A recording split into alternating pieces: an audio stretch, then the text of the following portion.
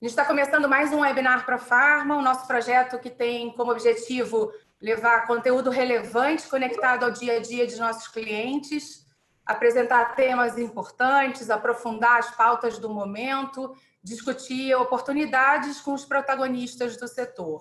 No painel de hoje, Propaganda Médica, Geração de Demanda pós-Covid-19, a gente tem com a gente Carlos Sucar, diretor executivo comercial da MSD Brasil, Elton Mendonça, diretor de unidade de negócios do IQVIA, Sérgio Lopes, diretor de geração de demanda da Nestlé, Wilson Júnior, diretor de unidade de negócios B2C do Libes, e Sami Birmarker, presidente do Grupo Profarma.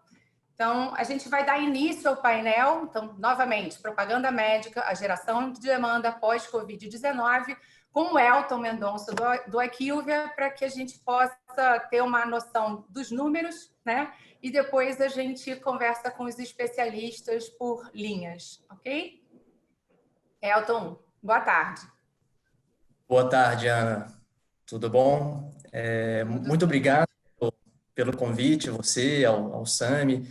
Eu acho que esse tipo de iniciativa é realmente muito importante, né, para a gente, para o nosso mercado estar sempre se atualizando, porque a dinâmica do que está acontecendo agora é uma coisa muito peculiar, né? A gente não tem precedentes de coisa parecida, e isso impacta toda a cadeia, né? Tanto a indústria farmacêutica, o varejo, a distribuição. Então, é muito importante a gente estar juntos para a gente, de fato, conseguir achar os melhores caminhos, né?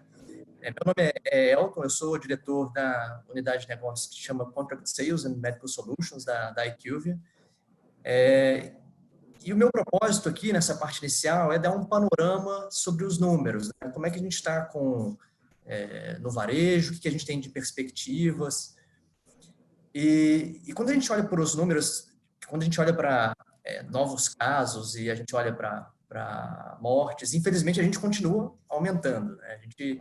A nossa perspectiva, a gente não chegou no pico ainda, então a gente continua sofrendo as consequências de tudo que o isolamento causa, né? Então a gente já passou aí dos 100 mil casos, a gente já está indo mais de 20 mil mortos, infelizmente.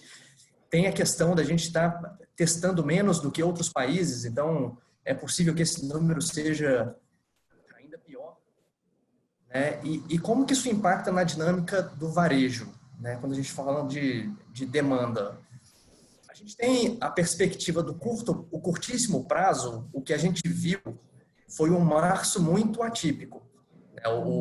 O março, quando a gente compara de 2020, quando a gente compara com 2019, a gente tem um crescimento de 30%. E a gente está fazendo, a IQVIA vem fazendo o acompanhamento desses números dividido em categorias. Então, a gente tem Consumer Health, o que é OTC, RX agudo, RX crônico. E tudo isso aumentou 2 dígitos ou mais em março. E o movimento que a gente vem percebendo que aconteceu em março é um movimento de estocagem. Porque o que a gente observa é que abril, apesar de crescer 2% em relação a abril de 2019, a gente percebe uma queda em relação a março que é expressiva, é da ordem de 20%, né, de 20% a 25%. Mas quando a gente coloca esses números em perspectiva, né, olhando mais para o médio e longo prazo, a gente fez um exercício para rever o nosso forecast, né, para a gente entender como vão ser os números aí até os próximos anos. E a gente fez uma análise do nosso forecast olhando para diferentes fatores, né? A gente levou em consideração atraso e adiamento de lançamentos, né? Tinham muitos lançamentos da indústria que estavam agendados para agora, que eles vão ser retardados. Então, basicamente, o que acontece é uma diminuição da demanda decorrente do adiamento de atraso, mas essa demanda ela acontece posteriormente quando o lançamento acontecer. No nosso modelo preditivo, a gente colocou controle de preço. A gente sabe que tem a discussão aí tá alta sobre se vai ter adiamento, quanto vai ter, então a gente colocou isso em perspectiva de diferentes cenários. A gente tem aí uma queda nos níveis de renda, né, decorrente do próprio fator econômico e do desemprego.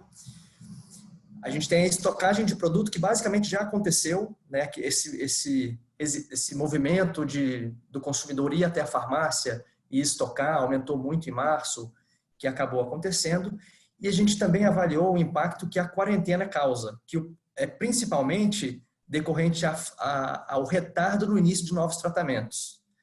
A gente percebe que a gente fez uma pesquisa com os médicos e no Brasil, em torno de 70% falou que teve uma redução na quantidade de pacientes, né? Por motivos que a gente já sabe. O pessoal não tá indo até a clínica para poder ter a consulta. E por mais que a gente tenha aí um exercício forte da telemedicina, que foi regularizada pelo CFM, e a gente percebe as principais instituições do país trabalhando com crescimento forte em telemedicina, né? A gente vê um Einstein que aumentou mais de 650%, a Amil aumentou mais de 600%.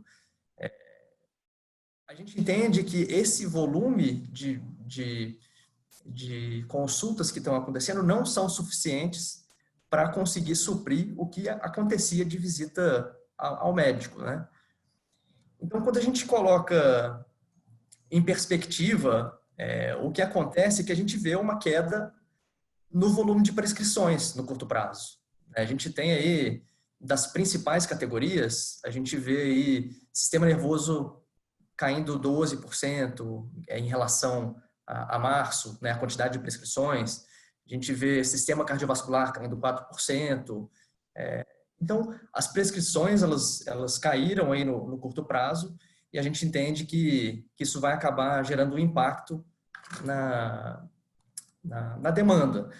Então, quando a gente coloca em perspectiva esses fatores, né, a questão da estocagem, o adiamento de prazo, a queda nos níveis de renda, né, os impactos da quarentena e o controle de preço, a gente desenhou 3 cenários para o nosso forecast. O que a gente estava prevendo no início do ano era um crescimento do retail de 10% no Brasil. E o nosso forecast estava bastante acurado nos 3 primeiros meses, né? Quando a gente veio até janeiro, fevereiro, março, estava bastante em linha. E a gente desenhou 3 cenários. Eu não vou entrar em detalhes sobre quais são o que foi considerado nos 3 cenários, né? O pior, o intermediário e o menos crítico.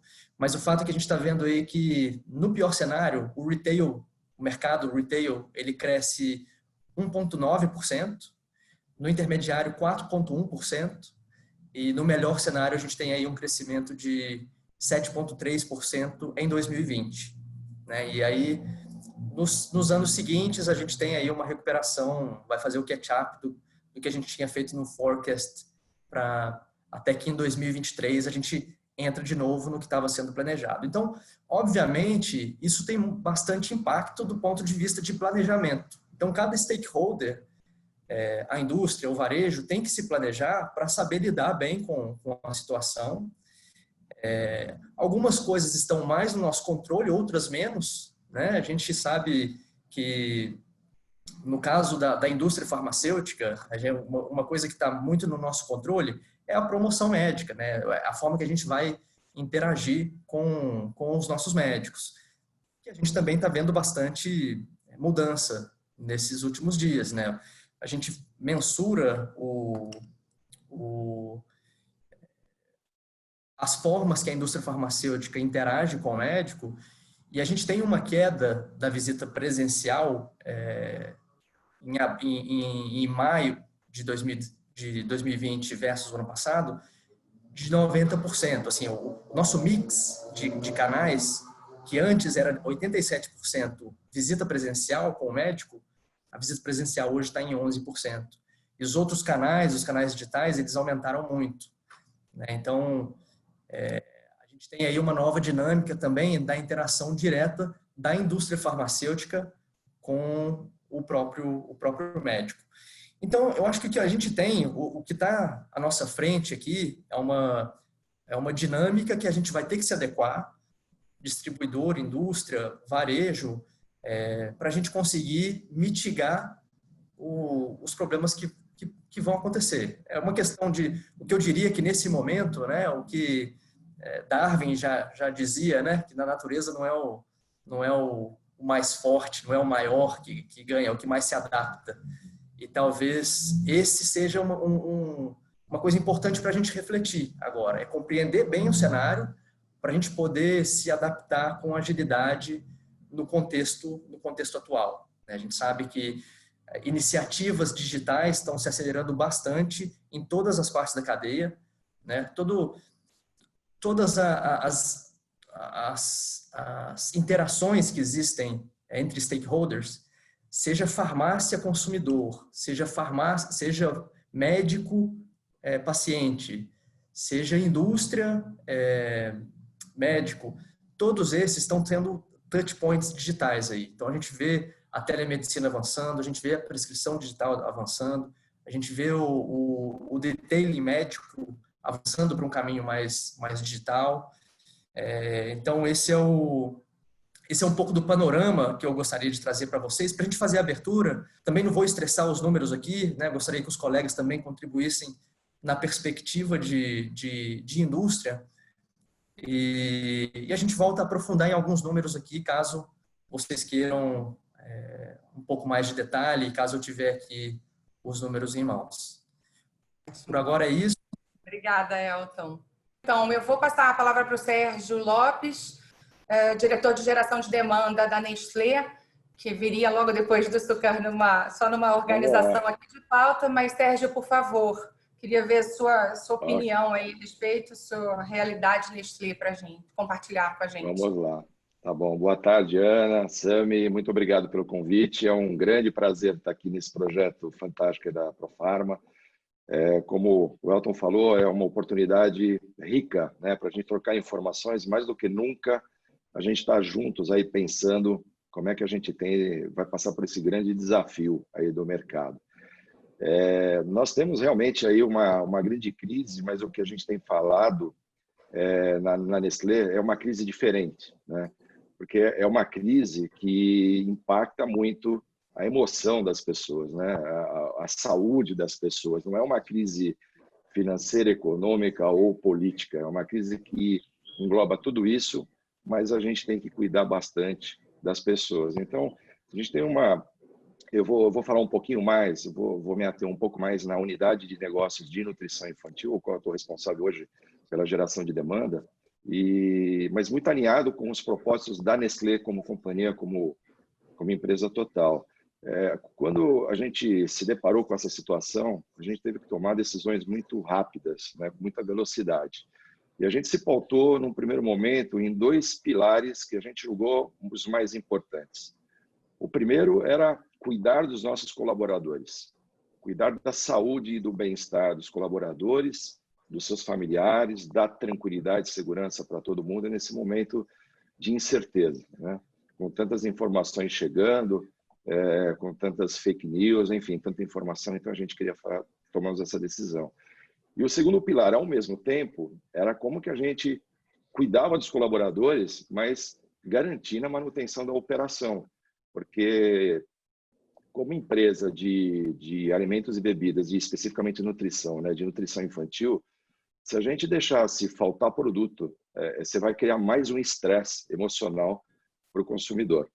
Então, a gente teve que tomar decisões rápidas com esses 2 pilares e, felizmente, nós começamos um projeto há 1 ano e meio atrás de visita virtual com uma plataforma desenvolvida para a gente e a gente conseguiu, de uma hora para outra, de um dia para outro, a gente transformou e pegou toda a nossa visita presencial para a visita virtual. Então, naquela época, jamais a gente tinha ideia do quanto aquele projeto piloto ia ser fundamental para a gente conseguir dar sequência. Então, hoje a gente tem aí a sorte, né, de não ter parado nem 1 minuto de gerar demanda para essa categoria de nutrição infantil.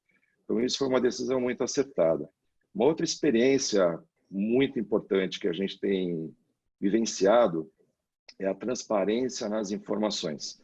Nós criamos aí vários comitês, né, Então, desde do nosso presidente, do Marcelo Melchior, passando por todos os outros demais diretores, a nossa vice-presidente, a Ioana, então a gente se comunica diariamente. Imediatamente, quando você termina um comitê, você vai cascateando isso para baixo e em questão de horas, o que foi decidido, o que foi conversado pela presidência, chegou para os nossos representantes. Aqui na Nestlé, o nome da atividade é representante de visita médica, né? Na indústria farmacêutica, o propagandista, que é a mesma atividade.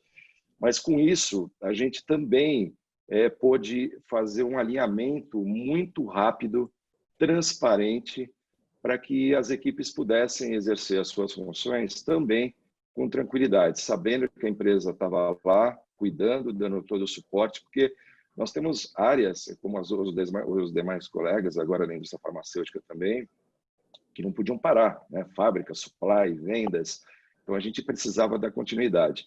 E a nossa atividade de prestar serviço, levar informação técnico-científica para o pediatra, que é a nossa especialidade foco, ela também não podia parar, né? Porque, apesar que, como o Elton falou, as consultas caíram bastante, mas o pediatra está sendo muito contactado via WhatsApp, telefone.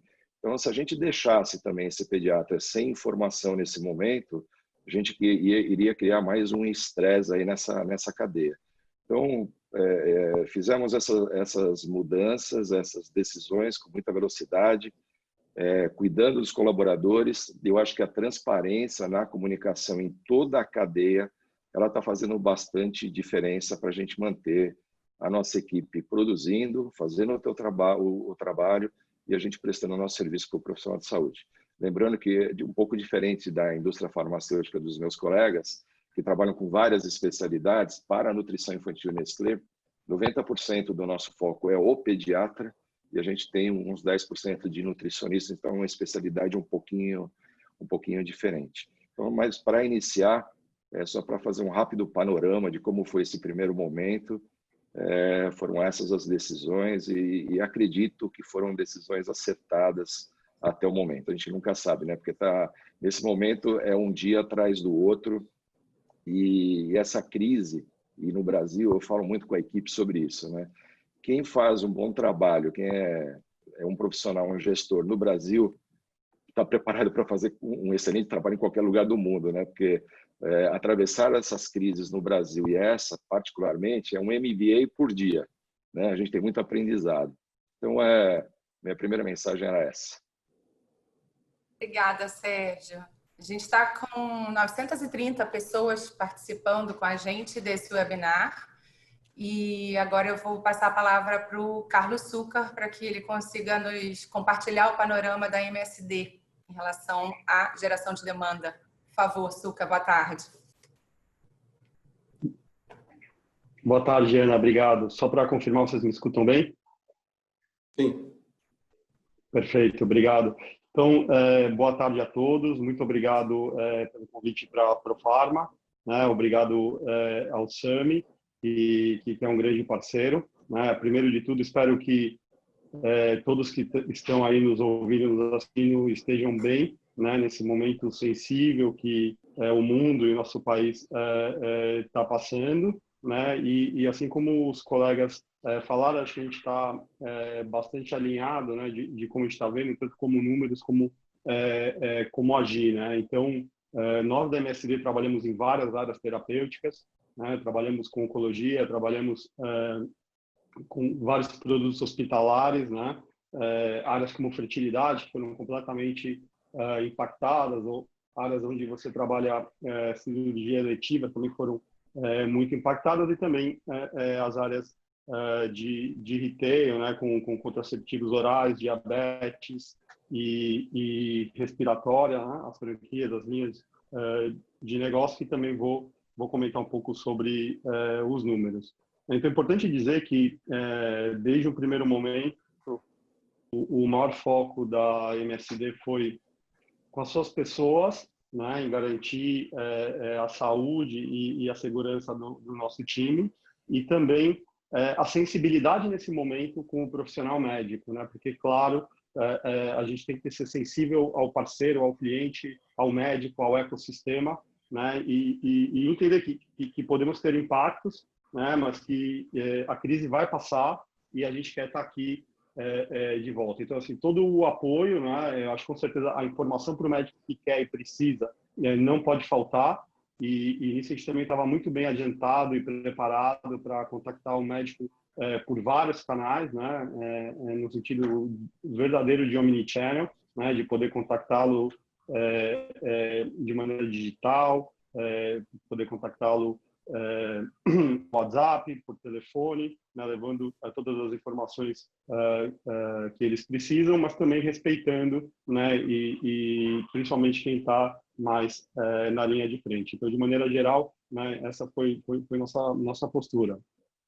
Assim como os colegas comentaram, é impressionante, né, uma empresa, a gente tem 2.000 pessoas trabalhando no Brasil e a gente segue operando absolutamente normalmente de casa, né, de maneira virtual, à exceção, claro, das pessoas que têm que trabalhar fisicamente, como as áreas de supply chain, a fábrica, e também uma parte muito importante que a gente não parou, né, a parte de pesquisa clínica, porque esses pacientes precisam e a gente tem que seguir conduzindo e tocando, então a gente não parou nenhum estudo clínico, né, que a gente está conduzindo. Então, acho bastante importante dizer isso.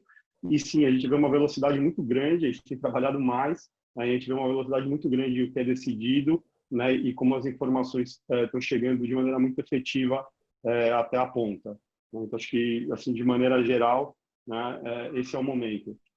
Com certeza, eu acho que como outros setores que a gente pode ver como varejo, né, com as Magalus, Americanas, enfim, é uma migração muito grande para a área digital e a gente entende que a nossa indústria pode andar um pouquinho mais devagar essa migração, mas é para aí que a gente entende que vai e a gente já estava se movimentando nesse sentido, né? O que a gente percebeu que o número de opt-ins que a gente tem de médicos para poder contactá-los, né, de maneira virtual aumentou drasticamente, né? Falo assim, saltos em algumas linhas de sair de 40% para 80%, 85%, né? A audiência nos webinars e nos eventos digitais que a gente já vinha fazendo aumentou, como esperado, radicalmente, né? E aí eu vejo que essa é a contribuição e, por favor, não me entendam mal, né? Esse é um momento muito sensível, mas se tem uma contribuição que o momento do Covid vai trazer é acelerar, né? Essa ida para o digital, acelerar a telemedicina, né? Acelerar a receita online. Então, é assim que a gente vai ver, mas, claro, tem muito para fazer, para acertar, para regular, né? Nesse caminho. Assim como os colegas comentaram, a gente teve um impacto muito positivo em março, né, e que a gente sabia, né, a gente estava bastante consciente naquele momento que aquilo era uma estocagem, né, seja da farmácia ou principalmente do próprio paciente, preocupado com a questão de supply, né, e reforçando na questão de supply, a gente não vê ruptura para nenhum produto da nossa linha, absolutamente em nenhum momento, a gente segue completamente normal. Né? Não prevemos nenhuma ruptura. E aí também, como os colegas comentaram, em abril, claro, a gente sentiu essa compensação do que aconteceu em março, e por isso que eu vejo os dados de maio, né, como extremamente importantes para a gente entender como que a gente vai daqui para frente. Claro, a gente já viu uma queda muito grande nas prescrições, né, e isso vai ter um impacto nos próximos meses, e acho que aí a grande questão é como que a gente consegue ultrapassar essa barreira e seguir em frente. E à medida que, para eu fechar aqui a minha parte inicial, à medida que a gente está preparado, está conectando com os médicos por vários canais, né, uma coisa que a gente vai aprender é qual é a efetividade disso e depois também como, à medida que não seja tão efetivo como a gente gostaria, como a gente evolui. Né? E por fim, meu comentário, seguindo em frente, com certeza, todos nós, né, como sempre com tablet, um celular na mão para várias coisas que a gente faz, né, da nossa vida pessoal, e assim como os médicos, e assim como todo mundo, né? Então, a gente entende que essa mudança, né, na abordagem, a ampliação de canais, né, para você abordar os parceiros, os médicos, ela veio para ficar, ela é muito mais ampla. E por outro lado, a gente acredita que a visita face-to-face, o engajamento face-to-face vai continuar. O que a gente vai ter é outras maneiras, mais formas né? E isso vai exigir, com certeza, tanto investimento como uma evolução, né, dos representantes, porque vão ter que gerir, né, um número maior de coisas, e principalmente na área digital, para poder ser mais efetivos no seu trabalho. Ok, Súcar, obrigada. Agora eu vou passar a palavra para o Wilson Júnior, diretor de unidade de negócios B2C da Libis. Boa tarde, Wilson. Você está mutado. Bem que você me lembrou. Boa tarde, gente. Boa tarde. Obrigado ao convite, obrigado ao Sam e à Profarma. É um prazer estar aqui com vocês nesse momento delicado. O melhor que nós temos a fazer é nos juntarmos, né, nos unirmos nos esforços para passarmos por tudo isso junto. Bom, acredito que para esse bate-papo inicial vale a pena comentar um pouco do que nós temos feito na Libis, né? É um momento de fato sem precedentes na história, um momento de incertezas, mas eu acredito profundamente que no momento onde as incertezas são grandes, nós temos que nos agarrar, né, nos segurar naquilo que nós temos de certeza. E eu acredito muito no a principal certeza que nós temos são nossos valores, né, nossas crenças, nosso propósito, e é isso que nós temos feito na Libis. A nossa principal preocupação desde o início sempre foi a segurança, principalmente das nossas pessoas, né, as nossas pessoas são o que nós temos de mais valioso e não podemos arriscá-las. E, além de tudo, acima de tudo, a segurança e a saúde dos nossos pacientes. Por isso, sempre tivemos aí um pilar duplo, né, de segurança dos colaboradores, garantia da segurança do nosso pessoal e a manutenção da nossa operação para continuar fornecendo aos nossos pacientes o tratamento certo no tempo certo. Com isso, nós fizemos diversas mudanças e implementamos alguns protocolos e processos. Nós começamos, por exemplo, a nos reunir, todos os diretores, o presidente do conselho, diariamente num comitê de crise, né? Nós implementamos esse processo desde o início da pandemia. Além disso, nós contratamos 2 consultores, 2 epidemiologistas que trabalham com a gente agora full time, nos ajudando a manter a fábrica segura e funcionando, mas também nos nossos planos de retomada das operações presenciais ou na manutenção do que nós temos hoje em andamento. De maneira geral, o que eu vejo durante todo esse processo é que nós todos aqui estamos numa indústria vital, né? Nós não podemos arriscar a saúde dos nossos pacientes, precisamos manter as coisas funcionando. E até o tema dessa conversa é sugestivo, né? A geração de demanda pós-Covid. Eu acredito que nós tivemos fases, né? Nós passamos uma primeira fase de assimilação, depois tivemos uma fase de interrupções, mas eu acredito na geração de demanda e na continuidade da demanda, mesmo durante, né, essa crise, mesmo durante a pandemia, e é o que nós temos feito. Talvez o que aconteceu, né, a instauração dessa pandemia, ela tenha sido o maior transformador digital da nossa história, né, em tempo recorde. Nós conseguimos colocar em prática muitos planos que nós já tínhamos antes, né, alguns que nós já estavam em andamentos e outros que estariam por vir. Em tempo recorde, a gente conseguiu fazer diversas transformações digitais, principalmente. Agora, eu acredito fundamentalmente que elas só são possíveis porque elas têm o mesmo DNA, né? Por exemplo, já há muito se falava do multicanal, do multichannel, né, que todo mundo chama, visitação remota, assim por diante. Eu acredito que nós temos feito muito do que nós já fazíamos antes, mas de maneira diferente. Nós temos feito a visitação remota nada mais é do que mantermos o contato, o relacionamento com nossos públicos, sejam os médicos, sejam os farmacêuticos, os farmacistas, mas de forma não presencial. E eu acredito que para isso existem diversas plataformas aí que são excelentes, né? Mas eu acredito na flexibilidade. Não existe uma plataforma única que consiga suprir a todos os públicos. Então, o que nós temos feito é atender cada público da maneira que seja melhor para cada público, né? Seja plataformas aí de webinars, seja WhatsApp, seja Skype, enfim. O que nós fazemos é atender e continuar atendendo os nossos públicos da melhor maneira possível. Com relação à nossa programação, nós temos visto que, de fato, mantermos a operação andando tem sido muito proveitoso no meio desse processo. Nós temos descoberto que alguns processos que pareciam ser mais complexos, como esse da visitação remota, nós temos tido uma velocidade muito boa em termos de aceitação, em termos de operação. Eu diria que também, além de tudo, esse processo que nós estamos vivendo, ele tem tirado alguns preconceitos, né? Até então, uma visitação remota, a visitação à distância, parecia ser algo não tão bom ou prioritário como uma visitação presencial, e isso esse momento tem nos ajudado a desmistificar algumas coisas. Eu acredito profundamente que nós estamos aqui aprendendo muita coisa que vai perdurar ao longo da nossa vida daqui para frente, né?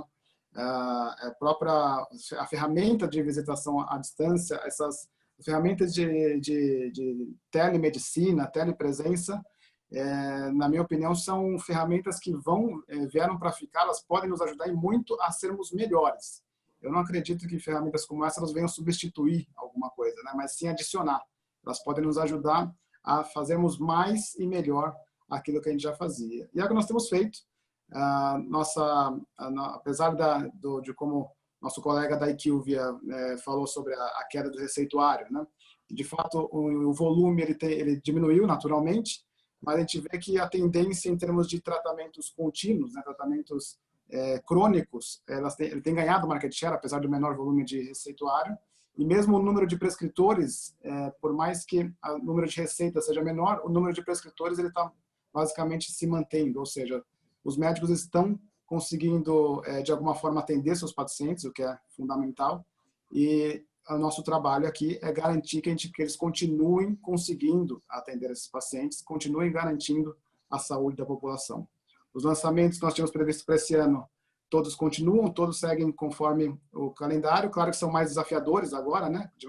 Com um lançamento em plataformas diferentes, de maneiras diferentes que nós não estávamos acostumados, mas eu tenho certeza que estamos nos refinando. Tudo continua, daremos continuidade em tudo que a gente tinha planejado, e agora de formas novas, de formas até então impensadas, mas que, sem dúvida, são complementares ao que a gente já fazia antes. Ou seja, mantendo nossas equipes seguras, mantendo os nossos pacientes atendidos, nós continuamos a gerar demanda mesmo ao longo dessa pandemia que nós estamos vivendo. Acho que para abrirmos essa conversa, é isso. Obrigada, Wilson. Sami? Eu acho que assim, eu já falei tantas vezes o que a Profarma veio fazendo e vem fazendo, que acho que talvez não seja o melhor para contribuir no momento. O que eu acho legal compartilhar é que, coisa de 2 horas atrás, eu tive um call com 3 executivos da IFPW. A Profarma é membro há mais de 10 anos, da Federação Internacional de Distribuição. E aí eles estão fazendo uma coleta de informações pelo mundo, né, de como é que o setor está enfrentando esse momento e o que o setor está vendo, né, para frente. E a parte que conforta um pouco a gente é que quando eu comecei a descrever, eles são baseados nos Estados Unidos, quando eu comecei a descrever aqui todos os nossos problemas e adicionei também toda a questão política, o que eu ouvi deles era o seguinte: você está descrevendo o Brasil ou os Estados Unidos? Porque aqui a gente está tendo a mesma coisa. Eu achei engraçado, a única questão é que eles estão mais perto da eleição do que a gente. Mas as dúvidas, acho que o que mais diz respeito a esse papo que a gente está tendo aqui, as dúvidas são as mesmas lá, né? Com certeza a gente vai ter um novo processo de visitação médica, mas que com certeza inclui a mão de obra, o fato presencial. Isso todo mundo tem certeza que não vai se abrir mão. Agora, tem todo um ferramental adicional, tem toda uma revisita que talvez não precise do deslocamento até o médico. Todos enxergando esse processo como uma possibilidade de melhoria na qualidade de vida dos profissionais, já estão também antevendo que o mercado de locação de escritórios vai sofrer muito. Uma coisa que eu achei interessante, que eu não tinha pensado, tá, é que eles acham que vai ter um rearranjo demográfico. Dado que você não precisa na empresa, você não precisa morar perto e talvez isso desafogue um pouco os grandes centros e as pessoas comecem a morar, sei lá, um pouco mais distantes e com a qualidade de vida melhor. Lá também teve a explosão digital, é óbvio que lá já funcionava toda essa questão de receita digital, mas a telemedicina também acelerou bastante, do mesmo jeito que acelerou aqui. E está todo mundo tentando entender como vai ser o depois, né? O famoso novo normal. Mas, de antemão, todo mundo acredita que a tecnologia vem para ajudar, e aí eu estou falando em relação ao propagandista, e não para substituir. Acho que esse é um ponto que é legal compartilhar, dado que hoje o nosso tema é visitação médica. Então, assim, as mesmas dúvidas que a gente e, ao mesmo tempo, as mesmas certezas. Obrigada, Sami. A gente está com 1.010 participantes com a gente nesse momento. E boa tarde de novo para quem entrou um pouquinho depois da nossa introdução. A gente está no painel de propaganda médica, né? Como é que vai ser a geração de demanda pós-Covid-19, porque a gente também tem que projetar a visão para o futuro, né? A gente já vai falar sobre esse tema, vocês já abordaram, né, rapidamente, mas acho que a gente precisa aprofundar. Elton, eu vou começar com você por questão de número, mas e aí depois a gente vai compartilhando com todos os participantes. Teve uma situação bem, né, interessante, uma questão bem interessante antes da gente iniciar, falar um pouquinho sobre a produtividade da receita, a representatividade dos consultórios que já estão abertos, se de fato os médicos estão retomando aí o atendimento. A gente ouve, né, que os médicos estão retornando, mas com agendas mais comprimidas, não tanta gente, né, no mesmo dia, para que possa haver higienização e tal. E se eles estão restringindo a visita nesses casos? Se vocês tiverem alguma informação a respeito. Certo. Bom, o que a gente vem observando... Só um segundo. Tá. O que a gente fez análises para entender justamente qual é o nível de participação de novos prescritores, assim, dos CRMs prescritores, né, para a gente poder inferir atividade.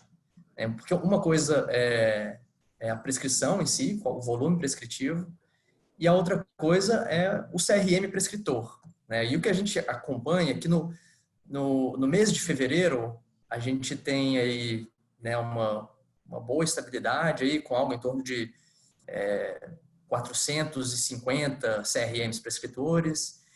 A gente percebeu que em março teve uma queda, né? Na primeira semana de março, que é a semana 10, começou em torno de 450 mil prescritores. E aí a gente foi migrando. Quando chegou na semana 12, deu uma queda. Na semana 13, que ainda é março, a gente caiu para 380 mil prescritores. E aí o acompanhamento disso, a gente começa a enxergar uma retomada. Então, o que a gente infere com esses dados é que, de fato, na semana mais crítica, que foi a semana do lockdown mesmo, que o pessoal ficou isolado, a gente teve aí, de fato, uma restrição de CRMs de médicos prescrevendo. E aí está principalmente correlacionado com médicos de clínica mesmo, né? Que são os médicos que estão atendendo a população no dia a dia. Mas a gente percebe já a retomada. A gente consegue enxergar que o número começa a voltar agora. E está muito relacionado à segurança mesmo, tanto do médico quanto do paciente. Obviamente que esses números, eu estou falando de mercado total, né? Então, aqui eu estou englobando todas as especialidades, e a gente entende que essa variação, o próprio Wilson mencionou que ele enxerga que tem uma certa estabilização da quantidade de CRMs prescritores. Existe aí uma variação com relação às especialidades, Mas o que a gente enxergou é que no mês mais crítico, o mês de março em si, teve uma redução de interação, sim, e agora a gente já começa a enxergar uma retomada. Essa retomada ela pode estar correlacionada com a própria telemedicina ou com o fato de que em alguns lugares você já começa a ter um certo relaxamento do isolamento, né? Então, isso é o que a gente enxerga de atividade hoje, acontecendo com CRMs prescritores e a participação dos médicos fazendo prescrição.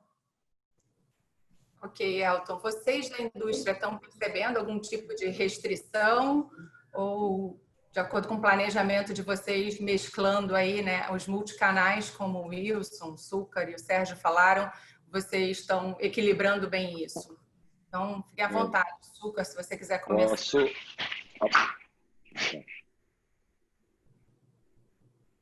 Não, fica à vontade, pode ir, por favor. Eu comento na sequência. Beleza, vamos lá. Obrigado, Súcar. A nossa experiência, como é que tem sido? O pediatra, de forma geral, realmente ele diminuiu bastante o atendimento, bate com os números que o Elton falou, porque as mães com bebês eles ficam bastante sensíveis nesse momento, né? Então, a gente percebe uma abertura muito pequena e muito pontual em algumas cidades menores ainda, e a gente tem avaliado dia a dia junto com a equipe, né? Porque essa decisão a gente já alinhou que vai ser uma decisão tomada em conjunto, porque a gente precisa ter as orientações governamentais sendo seguidas, a gente precisa ter as nossas também de relação à saúde e cuidado com a equipe, e também a gente precisa ver a sensibilidade do pediatra se ele está disposto a receber já uma visita presencial. O que a gente pensa é que nesse retorno a gente vai ter que ter muito cuidado, né, com a segurança, com a higiene. Então a gente tem pensado como que vai ser toda essa parte das EPIs, dos representantes, a questão, aí vou para uma parte mais operacional do trabalho, que são as pastas de trabalho, a entrega de amostra, porque a gente acredita que tem profissional que vai estar mais aberto a receber e outros nem tanto. A gente vai ter que se adequar bastante. Eu acredito, aí é uma opinião pessoal, e concordo também com o Wilson, que ele comentou, a tecnologia ela é uma realidade, ela foi muito antecipada, né? Nós temos até números bem interessantes nos nossos levantamentos com visita virtual, que a gente pensa assim, normalmente são os mais jovens, os mais abertos para receber. E a gente tem um grupo grande de 60 a 80 anos de idade que estão recebendo bastante visita virtual, que foi uma surpresa para a gente também, uma experiência muito interessante. Então, eu acredito que vai haver um mix, né? Mas certamente a visita presencial ela será ainda a que vai fazer a diferença, né? Porque eu acredito muito no olho, na sensibilidade, na empatia, para você realmente poder passar a informação e o profissional de saúde realmente se engajar naquilo que você está falando, acreditar naquilo. Eu acho que não tem como a visita presencial. A virtual ela vai ser um complemento, ela vai ter o seu espaço, principalmente quando a gente fala de otimização de itinerários, de cidades distantes, ou as nossas revisitas, né? Então ela vai ter esse espaço e a gente só não sabe como é que vai ser, porque a gente está lidando com um ser humano, né? Então é uma aprendizagem, não dá para ter uma regra. É muito difícil a gente ter uma certeza assim, olha, vai ser 80% de presencial, 20% de virtual. Acho um pouco difícil, um pouco prematuro a gente ter esses dados ainda.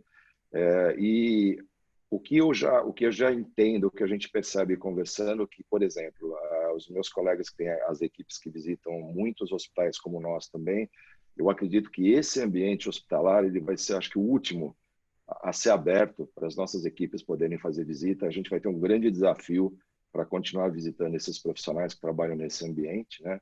Eu acho que primeiro deve começar com os consultórios. E sobre efetividade, aí depois eu gostaria que o Elton ficasse à vontade também, se ele puder ter algum dado para complementar. A gente tem tido baixa produtividade, né? Quando a gente fala de número de visitas, o número tem sido baixo. Mas a efetividade da visita tem sido uma surpresa interessante. A gente tem os dados, mais ou menos pela nossa experiência, que a visita presencial é em torno de 4, 5 minutos, né? a gente tem batido picos de 23, 24 minutos de visitas mesmo assim no virtual. Então, o que a gente percebe é que o profissional que está engajado, que está disposto a receber esse contato, ele realmente ele está de coração aberto para ouvir e a gente consegue explorar muito a informação que a gente precisa passar para ele. Então, assim, no dia a dia a gente tem aprendido bastante. Eu estou compartilhando um pouco nosso cenário da área de nutrição infantil e se o Elton tiver mais alguma informação, o Wilson, o Succar, fiquem à vontade também, mas é só para compartilhar um pouco o que está acontecendo aí no mercado de nutrição infantil. Obrigada. Legal, Sérgio. Vai lá, Succar, pode emendar. Obrigado, valeu, Ana.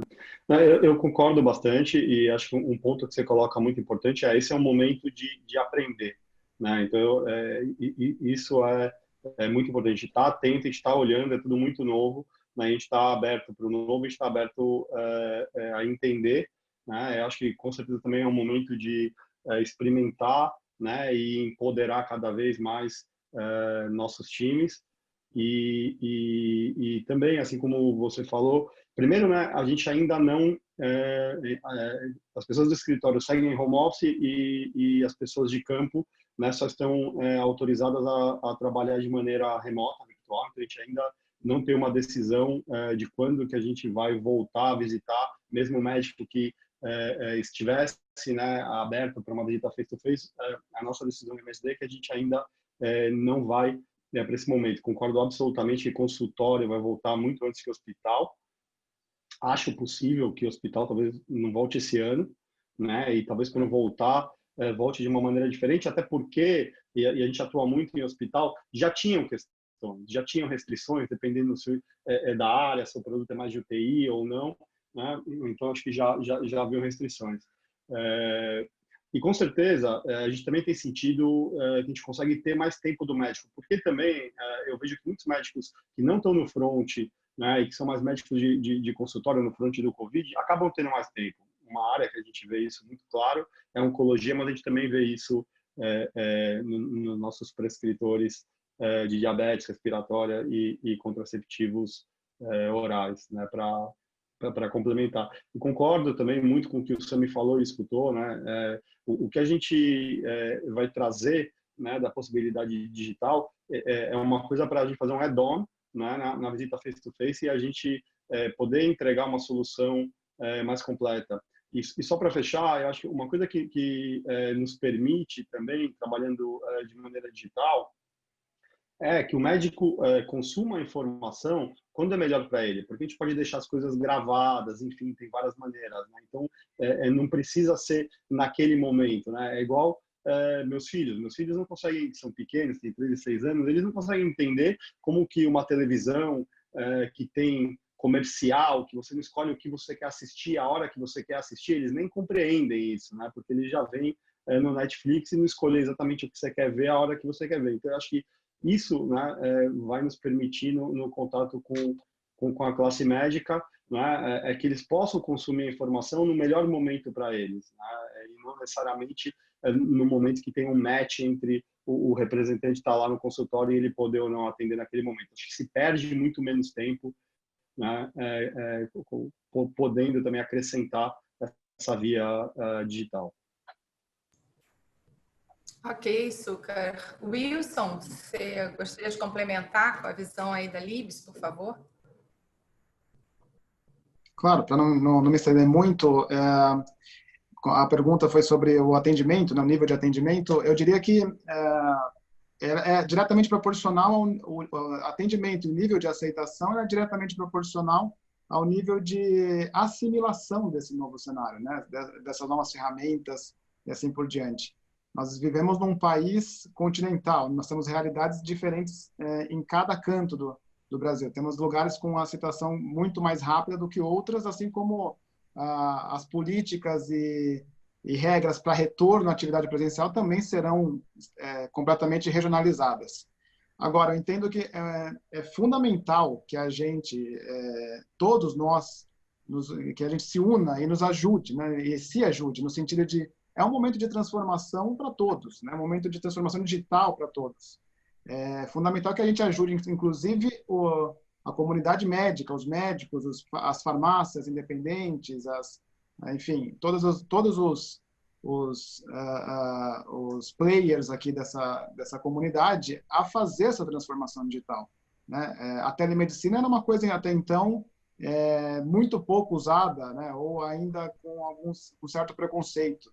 Esse é um processo de transformação. Eu acredito fundamentalmente da gente ajudar nesse processo de assimilação, inclusive. Isso é muito do que nós temos feito também. E aí a curva de aceitação e a curva de atendimento ela tem sido crescente ao passo que nós temos aprendido junto, nos ajudado, né, e feito essa transformação, que é a maior da história, juntos. E aí eu entendo que vai ficar cada vez mais claro e nítido para a grande maioria das pessoas que a utilização dessas ferramentas, o uso dessa telemedicina, da telepresença, ela pode ser uma excelente ferramenta para nos ajudar a aprimorar ainda mais a relação que nós já temos presencial.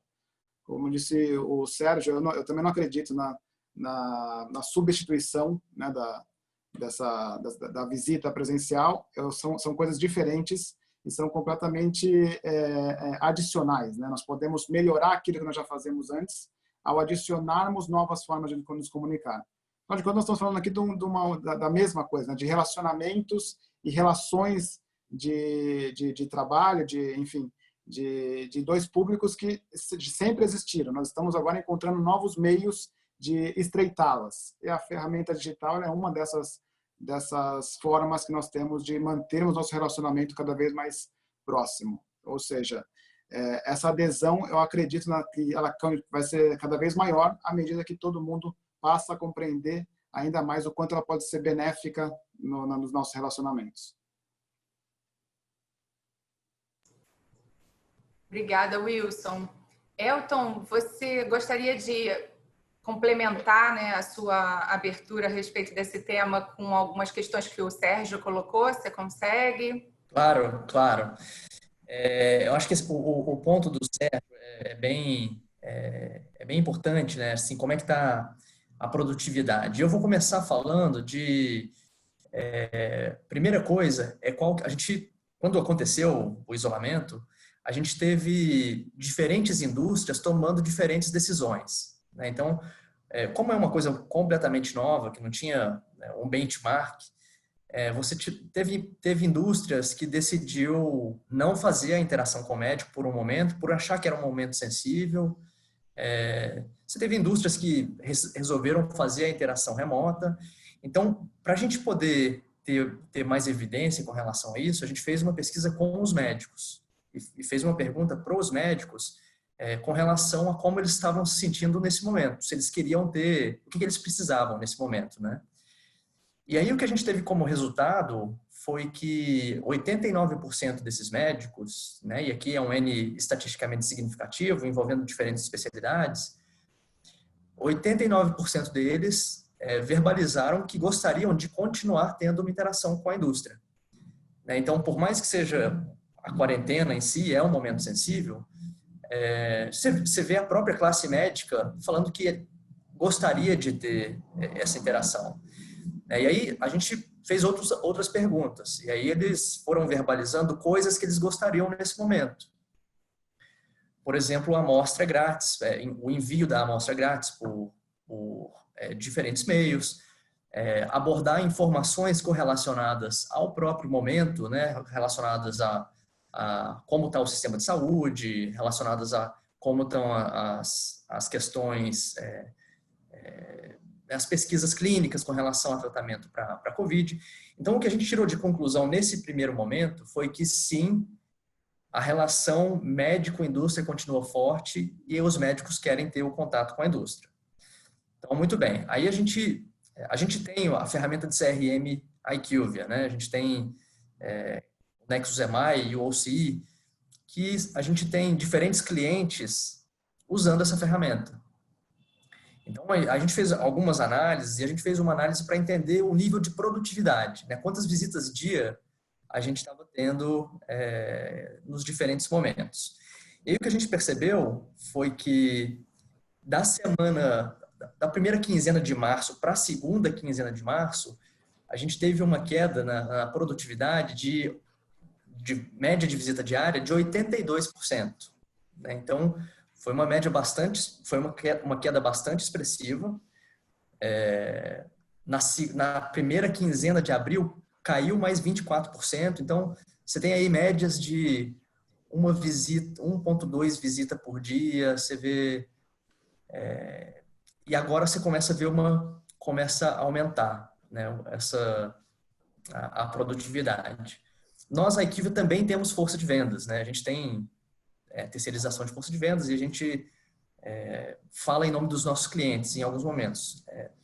E aí a gente fez a mesma análise para nós, e a nossa queda da primeira quinzena para a segunda quinzena foi de 45%, não foi de 82%. E a nossa retomada, ela também está mais rápida. E a gente identificou quais foram os principais fatores, assim, de ter uma diferença grande do mercado para o que a gente observou na nossa força de vendas proprietária. Primeira coisa, como os colegas falaram, essa é uma crise também psicológica. Então, treinamento é fundamental, né? Assim, explicar para os representantes o quanto a ferramenta digital pode ser útil para eles fazerem a interação com o médico, o quanto as ferramentas podem agregar na interação no dia a dia, treinamentos com relação ao próprio ferramental, né? A gente viu, nesse universo do mercado que teve uma queda expressiva, a gente viu os high performers de produtividade também, e eles seguiram um padrão muito semelhante de ação, né? É o treinamento, é o ferramental que disponibiliza uma ferramenta audiovisual para interagir com o médico. Tem uma questão de opt-in, né? A questão de você ter o telefone do médico, o relacionamento com o médico, e perguntar para ele se ele quer ter a interação nesse período. Isso também foi um dos fatores relevantes para manter essa produtividade. E aí, com isso, o que a gente viu foi um aumento de mais de 500% do ferramental de visita remota dentro dos CRMs. Então, você vê de fato, o que os colegas falaram, né? A gente não pode entender a tecnologia como uma substituição, mas é uma arma poderosa para otimizar o próprio desenvolvimento do relacionamento com o médico. Então, o que a gente viu com a pesquisa que foi feita com os médicos e o que a gente viu em produtividade tem um pouco de dicotomia, né? A queda da produtividade foi muito grande, mas os médicos dizem que querem ter contato. E está muito correlacionado ao preparo das indústrias para ter essas interações, né? A gente, né, a própria Nestlé, o pessoal da Nestlé falou, da Libes, da MSD, falaram que eles já tinham começado projetos piloto, que no final do dia, o piloto foi muito importante para acelerar agora. Só que tem uma grande parte do mercado que não tinha nenhum tipo de projeto piloto e se viu numa situação de ter que começar do zero. Então, isso tem sido, né, já foi falado aqui também, que esse período, por mais trágico que ele seja, ele está fazendo aceleração de projetos digitais. E eu acho que está ficando... Também é a visão IQVIA. Na visão IQVIA, a gente entende que existe o papel do representante, ele não ele vai deixar de ser um papel de vendedor e ele vai ser cada vez mais um papel de gestor de conta, no sentido da palavra, de entender o médico como uma conta. O médico é um cliente e ele tem demandas.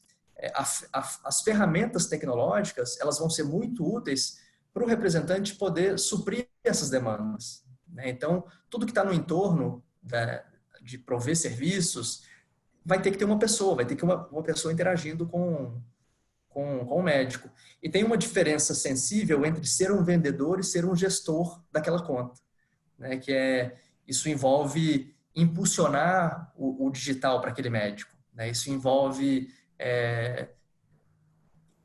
inclusive, interferir numa jornada digital que o próprio representante vai influenciar.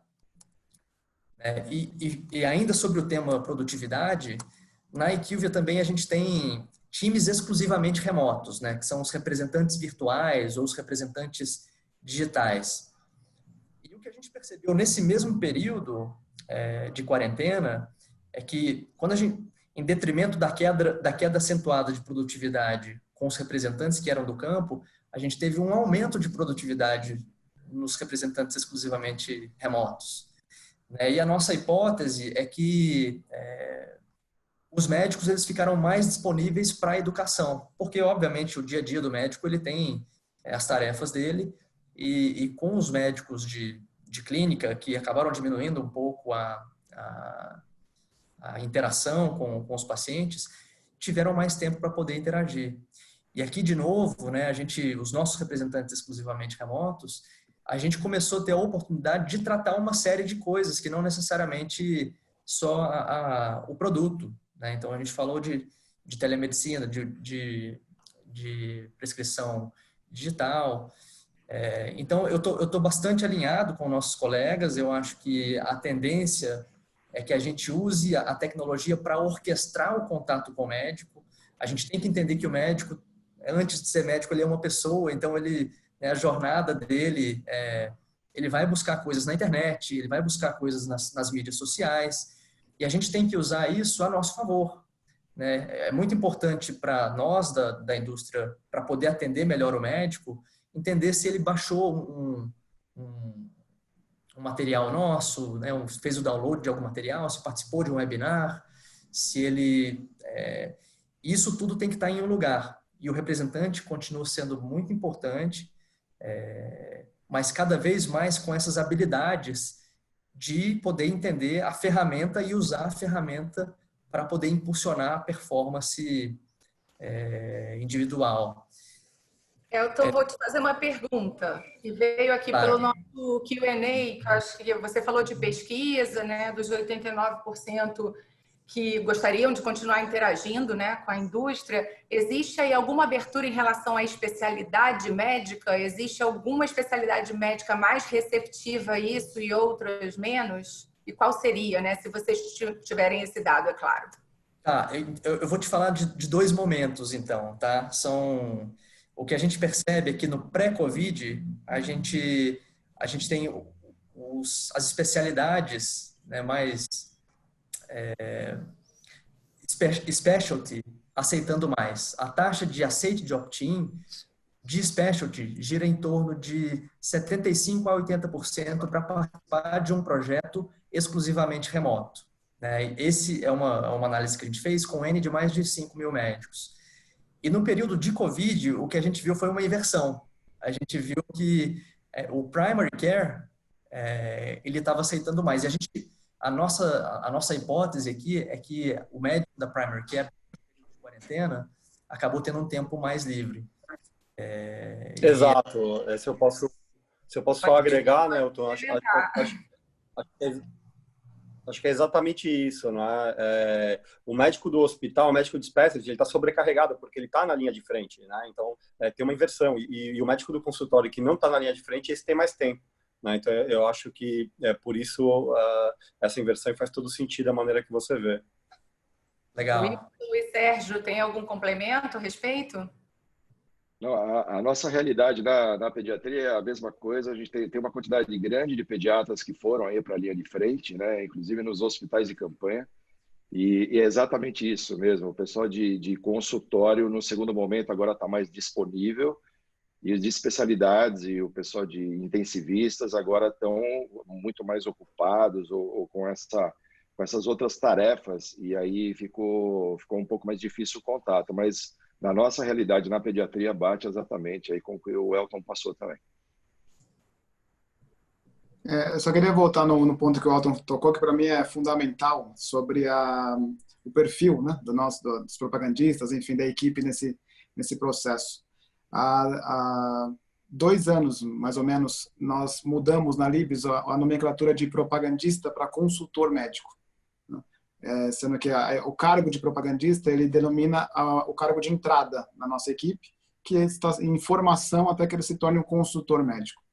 Isso, para mim, é fundamental pelo que a gente tem feito agora, porque, na verdade, já vem muito do DNA do que nós já fazíamos, né? nós e os médicos, nesse caso, nós temos, no final do dia, um único interesse em comum, que é a cura, que é a saúde dos pacientes. E é isso que nós fazemos. Prestamos consultoria para ajudar o médico a chegar nessa cura ou na saúde dos pacientes. Nesse sentido, o trabalho remoto ele acaba sendo natural. Claro que você tem todos os empecilhos ou os obstáculos da tecnologia, mas que, uma vez vencidos, torna-se natural um serviço de consultoria, né? Ou seja, trabalharmos juntos com conteúdo em busca da cura e da saúde do paciente. Se o trabalho é basicamente ir no consultório, levar caixa, né? Levar amostra, levar material, realmente a transição ela é mais difícil. Esse perfil ele vem muito além a questão aqui é muito maior do que só a tecnologia, né? Tem muito a ver com o DNA do que a gente faz, do DNA do que a gente acredita. Ok. Sami, você tem alguma pergunta, algum ponto que você gostaria de endereçar? A gente está a 15 minutos, 16 minutos aí do fim do nosso webinar. Entendi, eu só posso falar 15 minutos. Né? Não, vai ser mais rápido, eu prometo. Não, são 2 pontos. Primeiro que a gente tem uma equipe de propaganda médica, né? A gente presta serviço, né? Merck é a nossa parceira nesse sentido, e a gente tem basicamente visualizado e sentido tudo que todo mundo aqui falou. Eu queria acrescentar que eu acho que, de alguma forma, né, esse nosso projeto também tem chance de crescer daqui para frente, muito mais por conta do impacto do dólar na rentabilidade da indústria farmacêutica e também assim pela própria capacidade de você conseguir atender e visitar um número maior de médicos por conta da nossa estratégia de atuação. E ao longo do tempo aqui do bate-papo, eu fazendo também em paralelo para a nossa equipe de vendas da distribuição. Praticamente 90% do que a gente falou aqui se aplica. Né? A gente tem hoje mais de 400 CLTs visitando os clientes da distribuição. E eu entendo que esse mundo digital vai ser de grande valia para o nosso vendedor e para o cliente. A capacidade que a gente vai ter de levar conteúdo e um conteúdo que ele consiga guardar e revisar, acessar, vai ser muito bacana. Acho que vai ser transformacional no sentido de a gente não conseguir dar um curso para 1000 clientes ao mesmo tempo. Para a gente dar um curso para os nossos vendedores, você tinha que trazer todo mundo ou você fazia em grupos pequenos, as convenções, você tinha que trazer gente do Brasil inteiro. Então, eu acho que assim, as oportunidades que a gente vai ter de estar mais perto do nosso homem lá da linha de frente, seja na propaganda médica, seja na visitação de farmácias que a gente tem, eu acho que vai ser bastante legal de observar essa evolução através de um mundo mais digital. Obrigada, Sami. Agora a gente, então, está chegando ao fim. A gente continua aí com em torno de 1000 participantes com a gente. E aí eu queria agora, para a questão final, né, assim, um pouco da gente compartilhar o que vocês imaginam de legado, né, disso tudo. Tem duas aqui perguntinhas que eu acho que, de repente, vocês podem encaixar falando do legado. Quantas visitas, mais ou menos, online vocês estão fazendo? Né? Acho que tem muita curiosidade em relação a isso. E, Elton, você falou da questão do opt-in também, né? Vários de vocês também já tinham mencionado antes. Qual o percentual dos médicos que está dando ok, né, no opt-in? Então, vamos lá. Elton, você pode falar, mas a gente tem aí 13 minutinhos para todos. Tá bom, vou tentar ser bem breve. Bom, com relação aos opt-ins, o que a gente tem enxergado aqui de percentual, e obviamente isso aqui vai ter uma variação de especialidade, vou falar um número que é médio, está girando em torno de 75% de que quer falar, né? Quer conversar nesse período de quarentena, quer falar e que está disposto a participar de projetos virtuais. Né? Então, A gente tem aí um delta que vai de 75 a 85, dependendo da especialidade.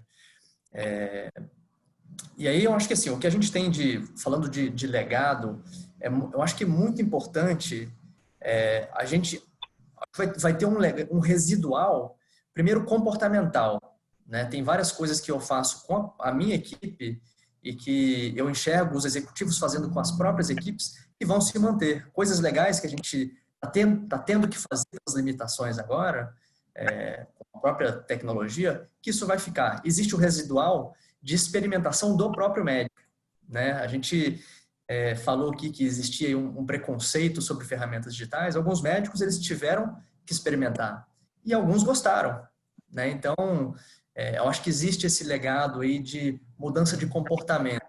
A gente, os especialistas dizem aí que você precisa de 2 meses para mudar um comportamento. A gente vai passar por esse período, né? Tanto os representantes como nós. Então, eu acho que tem uma série de coisas interessantes que vão ficar. E eu acho que a gente tem que olhar o copo meio cheio da coisa, que de fato, se acelerou muito, né? A gente tem a indústria farmacêutica fazendo o catch-up aí de coisas que não se viam fazendo, que demorava mais de 1 ano, que agora em 2 meses está saindo. Então, tem um grande legado aí de ferramental, de processo, de como a gente interage, consegue aprovar coisas de uma forma mais ágil. A gente, por natureza, é muito processual e muitas vezes a coisa acaba demorando um pouco. Então, acho que a gente ficou mais ágil para tomar as decisões. É outra coisa que a gente tem que pensar, né? A própria telemedicina que se discutiu por tanto tempo, ficou uma discussão tanto tempo, e aí a gente teve uma resolução mais ágil. Então, tem um pouco de... Outra coisa que é um legado são os processos e a forma que a gente enxerga as coisas. E eu acho que um legado que não menos importante e que foi muito legal ouvir os líderes da indústria falar sobre pessoas, é o legado de solidariedade, né? Eu acho que a gente tem passado por esse momento de uma forma muito unida. Você vê ações, de fato, sendo importantes e é o cuidado com o outro, né? É o olhar para as pessoas como... com carinho, com cuidado, porque no final do dia, né, a corporação, ela não é uma entidade, ela não são pessoas que compõem uma corporação, né? Então esse eu acho que é o último. A gente tem coisas de negócios muito importantes que vão ser legado, mas eu acho que tem um que é não menos importante, que é a questão de interação, do cuidado, do carinho com as pessoas. Ok, obrigada, Elton. Wilson, você gostaria de se posicionar nessa questão do legado aí para a Libs e para o mercado, enfim, para a vida? Claro. Bom, a gente já comentou um pouco, né? Mas eu diria que o que nós estamos vivendo aqui, de fato, vai ficar, tanto em termos de experiência quanto de ferramentas, né? Eu não acredito que apesar da produtividade que nós estamos ganhando e do alcance que a gente tenha conseguido com essas ferramentas digitais, essas ferramentas venham para substituir o que nós já fazíamos. Mas sim, eu acredito profundamente que ela vai nos ajudar a fazermos mais e melhor, né? Não faz sentido usarmos essa ferramenta para mantermos o status quo, e sim ampliarmos o que a gente tem feito. Talvez a gente consiga agora chegar em locais que a gente nunca conseguiu chegar antes. A gente consiga mantermos uma frequência que a gente não tinha antes. Conseguimos ampliar o nosso escopo e o nosso alcance como nunca antes. Essa, para mim, é o grande aprendizado em termos de processo. E, de fato, cada vez mais ela tem servido para nos mostrar, talvez, muitas das coisas que nós já sabíamos, né? Mas agora nós temos cada vez mais certeza. O que nós temos de mais valioso, não há a menor dúvida para mim, são as nossas pessoas, né? E não só por quem elas representam, mas também pelo que elas fazem, né? Não faz sentido nós contratarmos pessoas brilhantes e a gente dizer a elas o que fazer, né? Não faz sentido a gente ter pessoas brilhantes e mandarmos elas irem a cada visita entregar X amostras e X materiais. É o que cada um faz lá na ponta, de acordo com alinhamento com os valores e crenças que nós temos, que faz toda a diferença. E cada vez mais esse caos tem mostrado que o que realmente faz diferença são as pessoas. Então, a utilização dessas ferramentas digitais vai cada vez mais nos ajudar a extrairmos o que nós temos de melhor nas nossas pessoas. Isso, para mim, já está sendo demonstrado agora e é o que vai ficar para o futuro. Obrigada, Wilson. Sérgio, por favor. Vamos lá. Bom, eu acho que a gente tem aí muitos bons legados aí que a gente vai levar desse momento, mas eu vou citar um que o Elton e o Wilson também comentaram, que eu acho que é a colaboração. A gente tem visto, principalmente nós que somos aí gestores de grandes empresas, os departamentos, as áreas, a gente tem sempre uma grande dificuldade, né, com os processos, as coisas não são tão rápidas como a gente gostaria de ser, e é impressionante a mudança que isso aconteceu com a necessidade de ter velocidade. Então, a gente desburocratizou muito processos, a gente conseguiu tomar decisões muito rápidas, e é muito emocionante até a gente ver o espírito de colaboração e solidariedade das pessoas, né? Entre empresas, entre indústria, varejo, entre instituições e dentro das próprias empresas. A gente tem alguns exemplos muito legais que eu gostaria de compartilhar com vocês. Por exemplo, a nossa força de vendas, a área comercial da Nestlé, não pôde parar, estava na linha de frente, né? Os vendedores, os promotores nas farmácias, nos supermercados. Alguns, eles têm veículos para o trabalho e outros, pela característica da região, eles não têm um veículo da empresa, eles usam transporte público. E o que surgiu de uma iniciativa da própria equipe de visita médica numa das reuniões diárias que a gente teve. O nosso representante teve a sorte, o privilégio de poder dar continuidade no trabalho na segurança da sua casa. E aí, numa dessas reuniões, a própria equipe falou, poxa, mas o meu colega que está lá no ponto de venda não tem o carro. Então, a gente tomou uma decisão, nós cedemos os carros dos representantes para esse período para os promotores poderem trabalhar de carro e não precisar usar o transporte público. E aí tem um outro projeto também, que é a Carona Solidária. Né? Quem é motorizado passava na casa do outro colaborador para pegar. Isso, até um tempo atrás, era meio impensável acontecer. Ia ser uma burocracia, demorado para tomar decisão. E a gente teve o apoio da diretoria, da presidência, para tomar todas essas decisões de forma muito rápida. Então, é muito bacana ver isso. E eu acho que entre as empresas, né, a gente vê empresas do mesmo segmento ou segmentos diferentes se unindo nesse momento para colaborar, para ajudar, para apoiar. E eu acho que do nosso ramo, né, de geração de demanda de visita médica, vai ser muito importante a gente ter uma certa disciplina e trabalhar muito juntos para que a gente não bombardeie também os profissionais de saúde com tanta coisa digital, tá, nesse dia a dia, e a gente possa realmente contribuir, agregar valor para esse trabalho, e prestar realmente o objetivo final do nosso trabalho, que é a boa nutrição, a boa saúde dos pacientes, enfim, de todos. Então, eu pensei um pouco essa questão da colaboração como um legado extremamente importante, que eu tenho ouvido bastante aí, e no nosso exemplo da Nestlé também. E eu queria aproveitar, talvez não dê tempo de eu voltar, agradecer aos meus colegas, foi muito rico aí conversar com vocês, muito obrigado.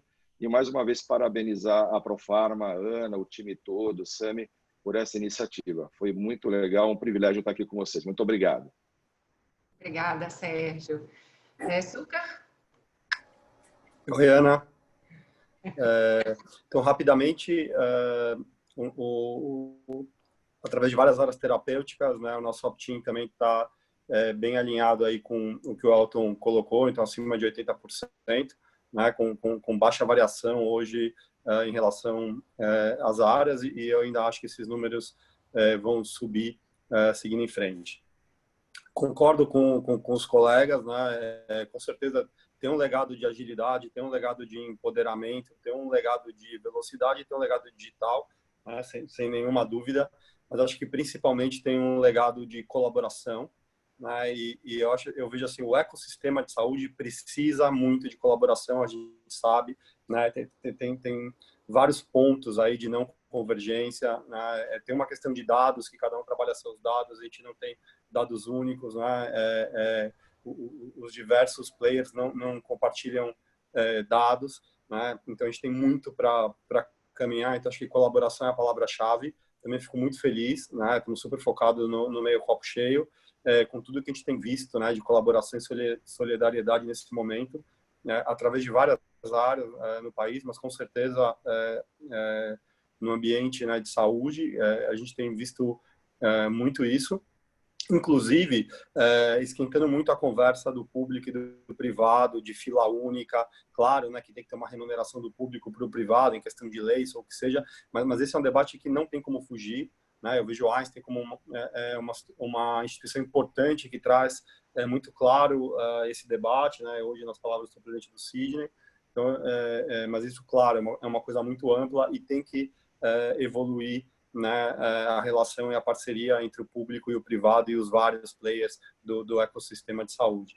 E aí eu também agradeço muito aos colegas, uma discussão muito boa, né, super agradeço a Ana e a Profarma, e o Sami comentou aqui da parceria que a gente tem na geração de demanda, né, e aí de verdade eu agradeço e digo que a Profarma é verdadeiramente uma empresa de inovação, uma empresa de vanguarda, uma empresa que está aberta a testar, né? E esse webinar aqui também prova isso, e contem sempre conosco. Muito obrigado a todos, né? Fiquem bem, espero que todos estejam bem, né? E passando da melhor maneira possível esse momento sensível e difícil. Um forte abraço.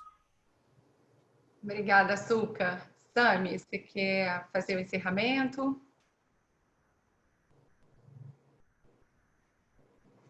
Está no mudo. Eu estou emocionado aqui com o depoimento do Suca, me esqueci de... Eu também acho que a gente vai ter como legado um cuidado maior com as pessoas, um cuidado maior com os nossos funcionários. Acho que foi nítido todo o processo de preocupação com o nosso time.